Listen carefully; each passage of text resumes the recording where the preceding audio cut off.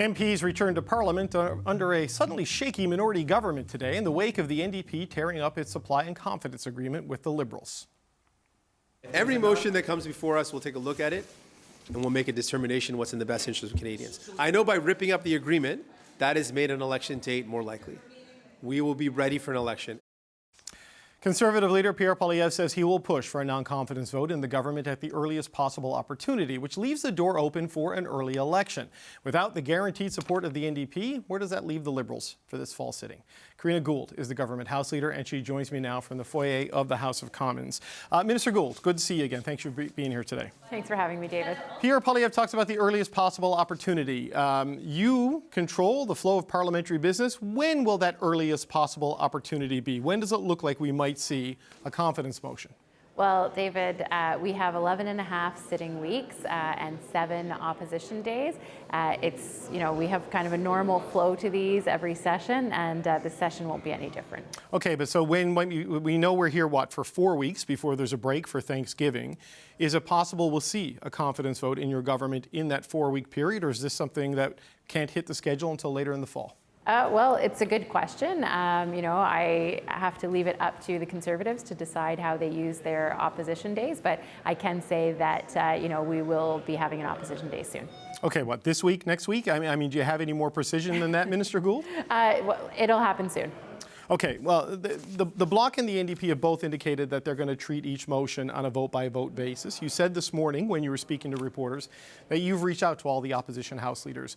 What's your sense of where things stand based on those conversations? Yeah, so I mean, even when we had the supply and confidence agreement, I was in regular contact and talks with all of the opposition House leaders, and I continue to do that. I think, as I mentioned earlier today, and as I've said before, I mean, we've just now returned to a normal minority parliament. So it means that, every piece of legislation, every vote, we're going to go through on a case-by-case basis. It means conversations, negotiations on all of them.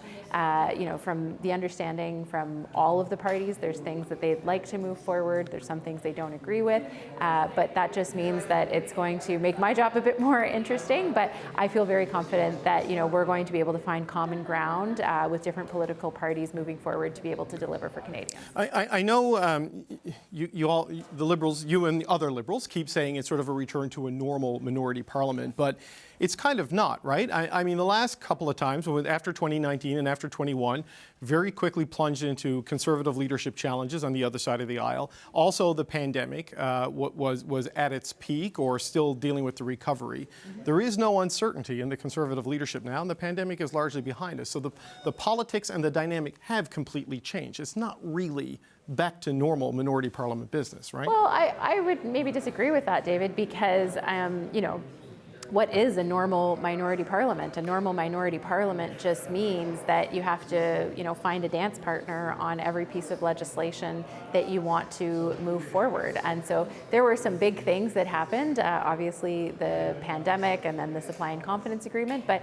Canada is not, it's not new to Canada to have minority parliaments, even before we were in government. So this is just, kind of how minority parliaments work. It's a bit more tense, maybe it's a bit more exciting for some, nerve-wracking for others, but I know that we have pieces of legislation that are before the House right now that some of the opposition parties support, and we're going to work with them to advance those important priorities for Canadians. But it seems almost certain there will be a specific or bespoke confidence vote of some sort that comes from the Conservatives, if Mr. Poilievre isn't bluffing, and I do not get the sense that he is bluffing. In your conversations with the Bloc and the NDP in particular, do you have any sense of where they are on that particular issue? Well, I think we're going to have to see how everything goes as it comes. I wouldn't want to put the cart before the horse, but I mean, what we can, hear from both of their public comments as well is that, there's still things that they want to move forward. So, the best I can say right now, because I think this is going to be a day-to-day negotiation, this is going to be a day-to-day kind of evaluation of how things are going, that I can tell you that, as Liberals, we're here to work for Canadians. I feel strongly that, the NDP and the Bloc are as well. I don't think the Conservatives are here for Canadians. I think they're here for themselves. But I think we'll be able to continue to advance some important pieces of our agenda. Okay, I want to talk to you a little bit about what we saw may very well be the tone of this Parliament for the rest of this year. We saw Mr. Poilievre give a speech yesterday talking about the carbon tax, talking about it leading to an economic nuclear winter with widespread food shortages and malnutrition. You called him a fraudster and a bully today. Mr. Singh has called him a liar. Heather McPherson, I believe it was, called him a goon. They went after Chrystia Freeland today, calling her the phony finance minister and calling the Prime Minister a fake feminist.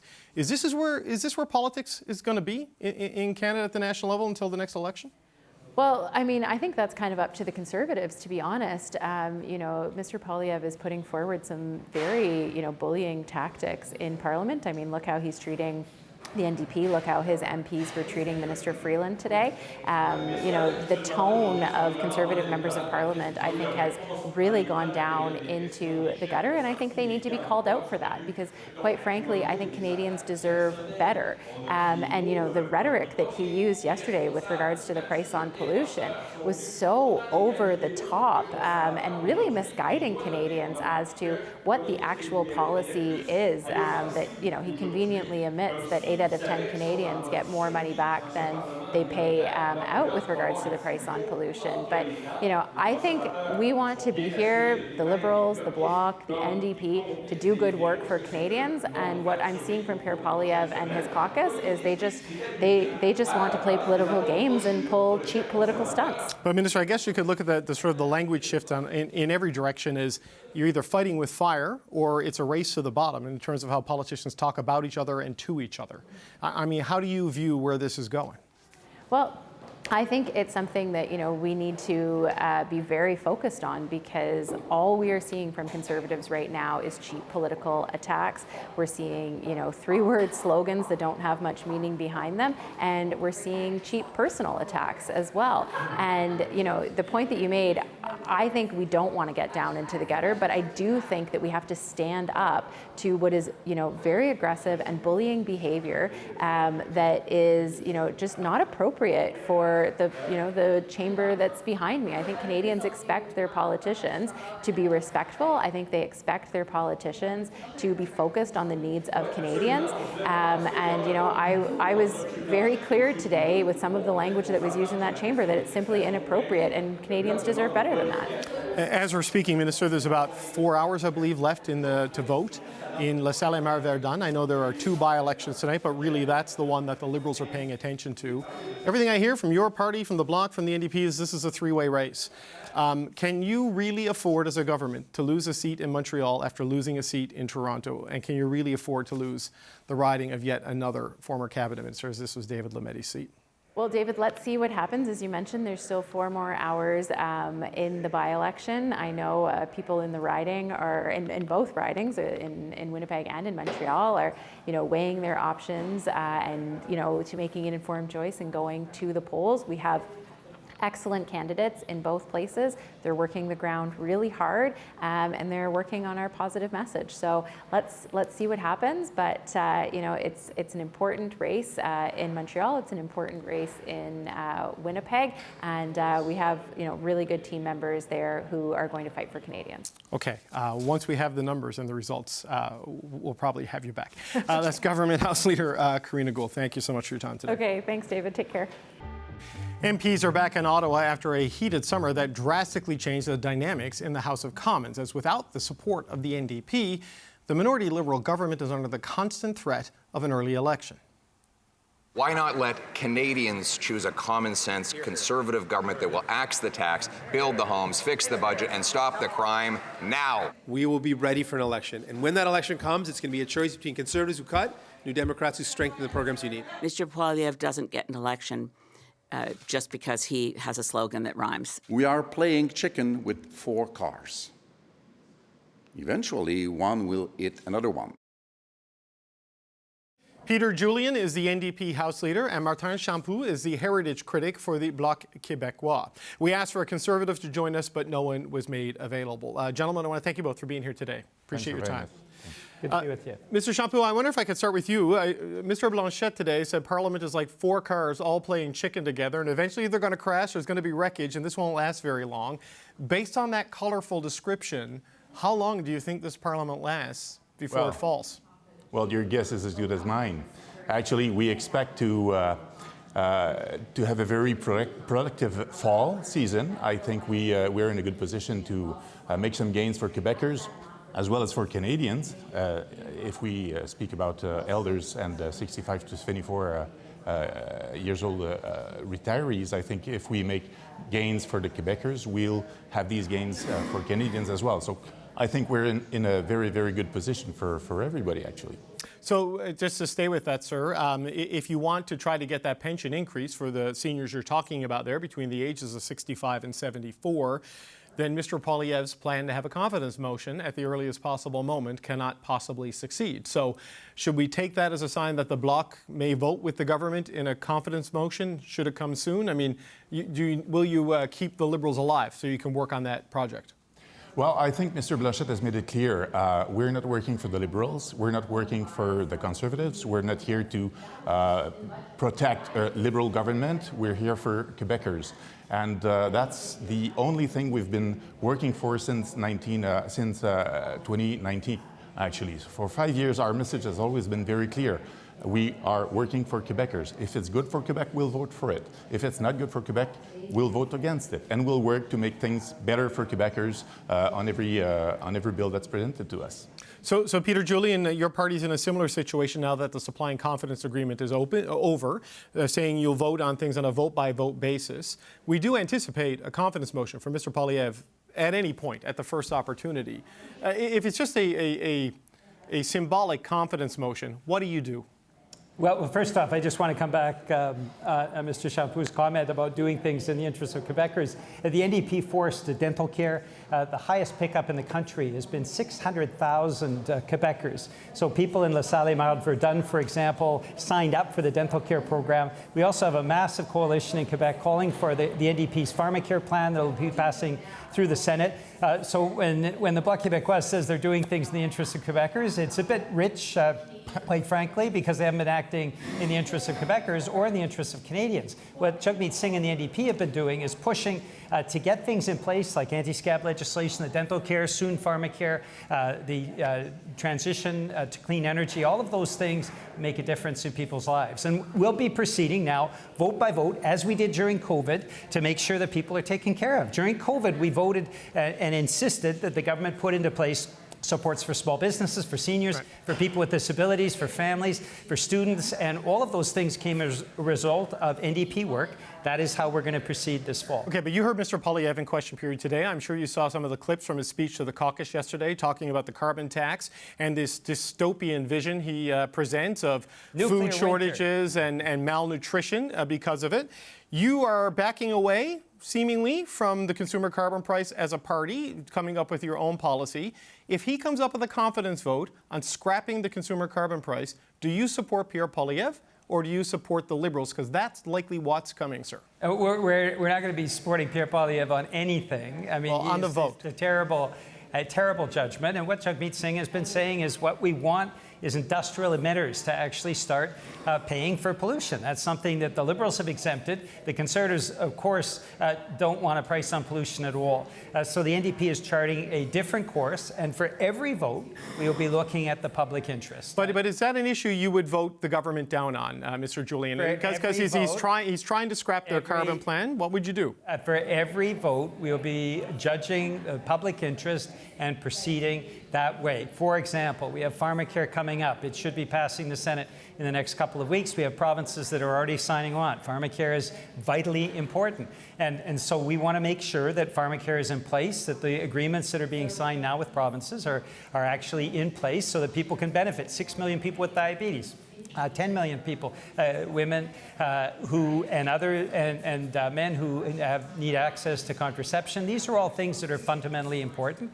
So for each vote, we will be proceeding on what's best for the public interest. Okay, but is it on I'll get back to Mr. Champoux in just a second, but is the decision process on each vote tied to the specific nature of the vote, or is it tied to, for example, the progress on pharmacare that you just highlighted? If pharmacare is progressing, would you vote no confidence in the government and abort that whole process? Yeah, you're asking the same question 5 different ways. Well, Canadians want to know what your red lines are, well, no, right? but you're asking me to how, in this hypothetical vote in a few weeks' time, how we're going to vote. We will approach it the way we approached it during COVID, vote by vote. What is in the public interest? What is the benefit to Canadians? And that is something that made a huge difference during COVID.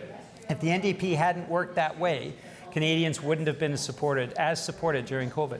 So Mr. Champoux, I know the consumer carbon price is not as pressing an issue in Quebec because of the particulars of the cap and trade system that is in place in your province.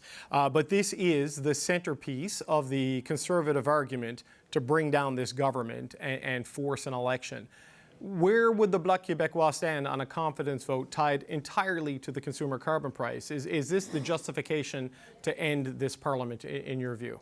Once again, it would be serving the Conservative agenda, and that's not what the Bloc is here for. And just to come back on what Mr. Julian said earlier, I can't resist a reaction on what he said about the gains that presumably the NDP made with pharmacare and Medicare and the dental care and so on and so forth. It's all on Quebec's jurisdiction. So what the Bloc Québécois has been asking for years is transfer the money to Quebec in the provinces and we will build our own dental care and Medicare and all that stuff. So it's okay. But I think Quebec would have done better. Quebec already had an insurance plan. We would have improved it with the money that Ottawa owes Quebec. And, well, there we are. But to answer your question, no, I don't think the Bloc will support a motion from the Conservative based on carbon tax. Honestly, I think they'll have to do better than that. Okay, that's interesting to hear that. So another thing that was interesting to me today is Mr. Poilievre's first couple of questions today, Mr. Champoux, were in French, and he talked about the Liberal Bloc alliance, essentially, and then when he switched to English, it was the Liberals and the NDP. What do you make of that move by the Conservative leader, sort of trying to create a French-Canadian coalition and an English-Canadian coalition with the Liberals? Well, there's one thing Mr. Poilievre can do is read the numbers, and he can see that in Quebec, he's not doing well at all. He's still third in the polls, and it's not improving at all from a poll to another. So he's trying desperately anything to make some points in Quebec. The fact that he's third is interesting, but the numbers that are the most interesting about Mr. Poilievre in Quebec is that more than 75% of Quebecers do not want him as a prime minister. They don't trust him. They fear him. So that's a very important number that explains why the Conservatives are not making gains in Quebec. And I think it's understandable that Mr. Poilievre tries anything like associating the Bloc to the Liberals, which is comic in a certain way. Well, Mr. Julian, obviously Mr. Poilievre likes to link your party with the Liberals as well, because you did have the supply and confidence agreement, but tonight in Montreal, you're trying to take a seat away from the Liberals in La Salle-Verdun. I hope a by-election where their voting is happening now, we'll get the results in a couple hours, doesn't constitute a hypothetical. So what does it mean if you win the seat in Montreal? And conversely, what does it mean if you don't hold on to the seat in Elmwood, Transcona, and Winnipeg? Well, we're very confident. We've got Leila Dance in Elmwood, Transcona, who's doing a remarkable job. I was with her on Friday. She's knocking on doors and has been a very, very strong representative, comes from the small business community, but no doubt would make a huge difference in the House of Commons. She'll be a fabulous MP. And then Craig Sauvé, a city councillor in Montreal in the Salle-Verdun, who has been running a very strong campaign and brings so much. He will make a difference too in the House of Commons. So we're confident. We don't take anything for granted. We're working to the last minute.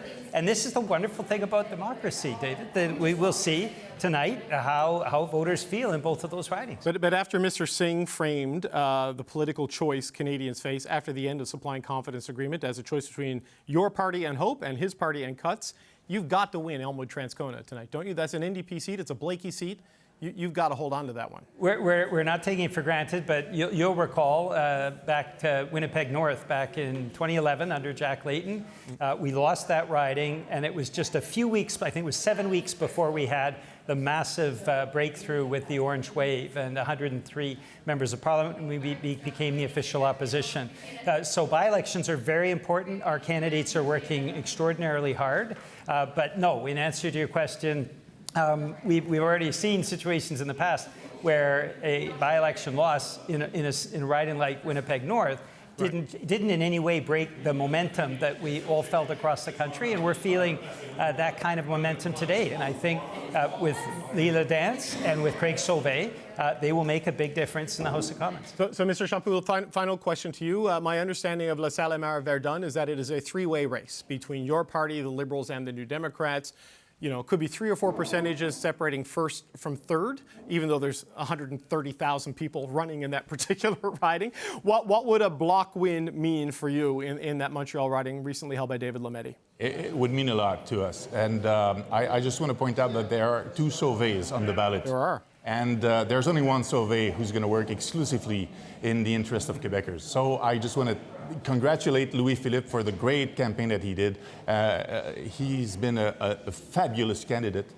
He's done a great work, tirelessly, knocking on doors, calling people, and I really hope that we can welcome him next week here in the House of Commons. Okay. And wants to end dental care for Quebecers, 600,000 that we've signed on, so I'm not sure how well that will go over in La Salle-Verdun. Okay, all right. Gentlemen, I want to thank you for your time today. Peter Julian, NDP House Leader, and Bloc Québécois MP Martin Champoux. Thank you so much for being here today. Thank you.